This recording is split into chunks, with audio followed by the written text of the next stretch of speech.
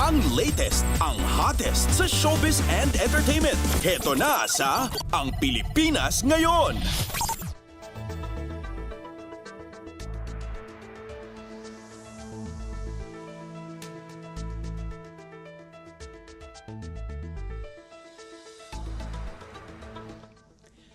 Magandang araw sa ating mga chismoso at chismosang nag-aabang ng mga trending na balita sa mundo ng showbiz. Ito na ang ratsyada ng mga chika. Muling nagsama-sama ang mga pinakaunang housemates ni Kuya o yung batch 1 ng Pinoy Big Brother upang ipagdiwang ang kanilang pagkakaibigan na umabot na ng halos 2 dekada.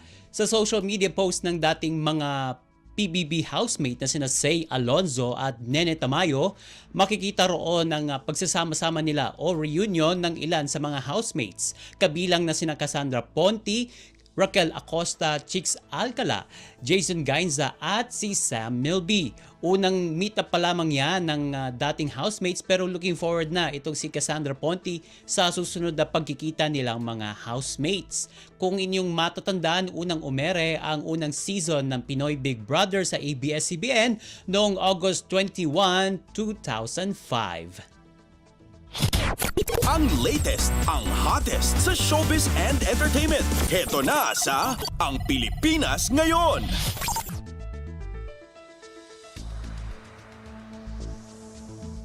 At sa iba pa natin chika for today, bahagi na ng Philippine Navy ang kapamilya star na si Karina Bautista matapos nitong makumpleto ang short training course.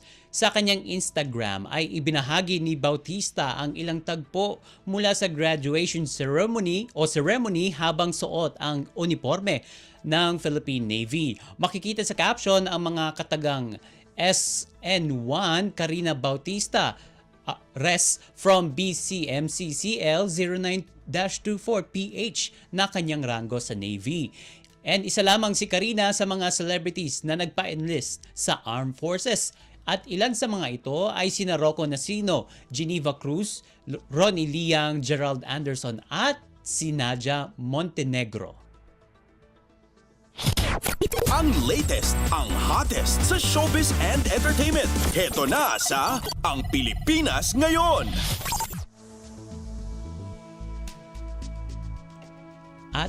At ito pa ang chika, nagpasalamat ang SB19 member na si Stel Ahero sa kanyang mga tagahanga o mas kilala sa tawag na 18.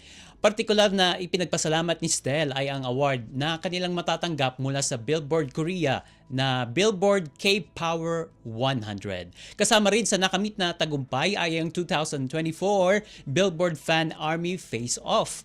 Sa isang panayam, nagpasalamat siya sa dedikasyon na inilalaan ng kanilang mga tagahanga para sa tagumpay ng grupo. Ibinahagi nito na ibang-iba ang suporta na natatanggap nila mula sa SB19 fans. Talagang hindi raw sila natutulog at iniaalay daw nila ang kanilang oras o inilalaan nila ang kanilang oras para suportahan ang isa sa pinakasikat na P-pop group sa bansa.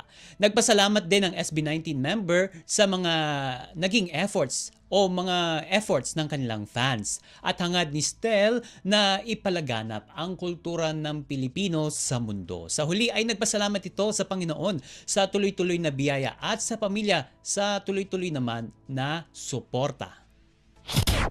Ang latest, ang hottest sa showbiz and entertainment. Heto na sa Ang Pilipinas Ngayon.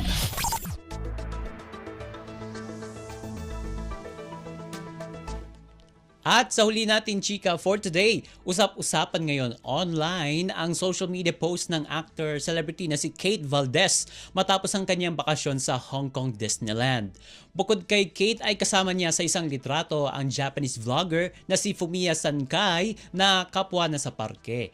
Sa caption ng Kapuso actor, nagpasalamat ito kay Fumiya at ginawang espesyal ang kanyang kaarawan. At nagpasalamat rin ang Japanese vlogger kay Kate. Dahil sa Instagram post ni na Kate at Fumiya ay maraming netizen ang nagtatanong kung magkarelasyon na ba sila. At yan ang ating malalaman dahil sa ngayon ay wala pang pahayag ang dalawa sa totoong estado ng kanilang relasyon. Ang latest, ang hottest sa showbiz and entertainment. Heto na sa Ang Pilipinas Ngayon.